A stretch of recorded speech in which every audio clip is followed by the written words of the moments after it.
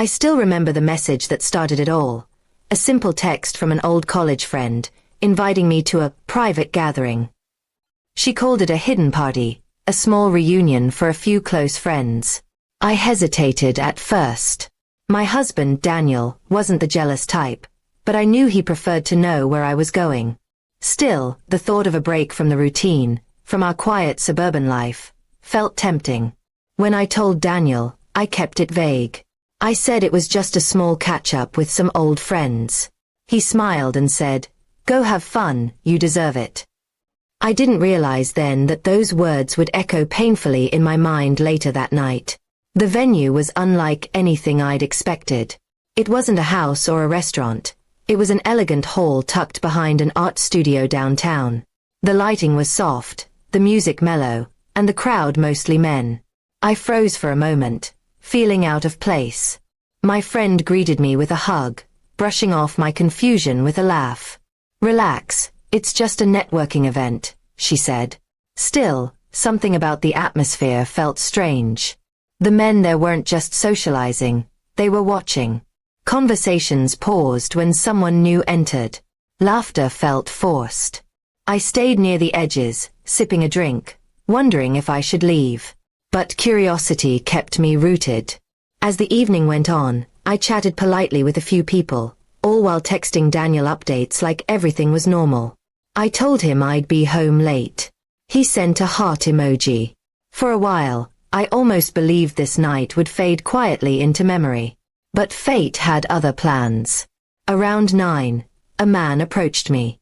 He looked familiar. Too familiar.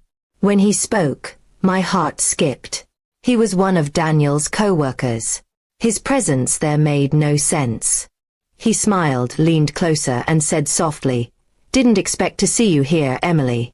My stomach dropped. He told me Daniel was on his way. My pulse spiked. Apparently, someone had sent Daniel photos of the party. Me among a crowd of men, standing too close to laughter that could easily be misread. I panicked, searching for my phone. Dozens of missed calls. When Daniel arrived, the room fell silent. He wasn't shouting or angry. He just looked broken. He walked toward me slowly, his eyes scanning the scene. I tried to explain, to tell him that I didn't know what this event really was, that I'd been misled. But in that moment, words meant nothing. He handed me his phone. On the screen was an anonymous message. "Your wife's having fun tonight. You should see it for yourself." Attached were pictures of me, nothing inappropriate, but enough to twist any husband's trust. I could see the pain behind his calm expression. I begged him to believe me, but trust once cracked doesn't easily mend. He simply said, "You should have told me the truth from the start." Then he turned and left. I chased after him, but he was gone before I reached the door. The sound of his car driving away echoed louder than any argument could. That night, I sat alone in the parking lot, replaying everything. Why hadn't I just been honest? Why hadn't I sensed the trap sooner? The hidden party wasn't just a social event. It was organized by a group of people trying to lure business connections, using charm and secrecy as bait. I had walked straight into their game. The next morning, I went home to find Daniel packing a small bag. He said he needed space.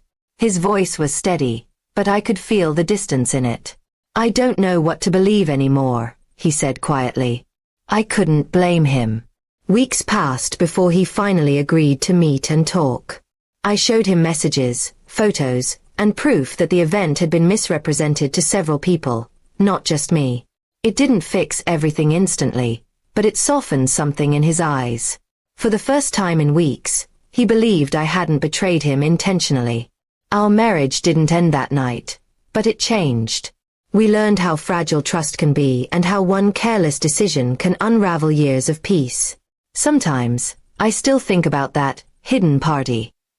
It taught me that secrecy, even in small doses, has the power to destroy far more than truth ever could.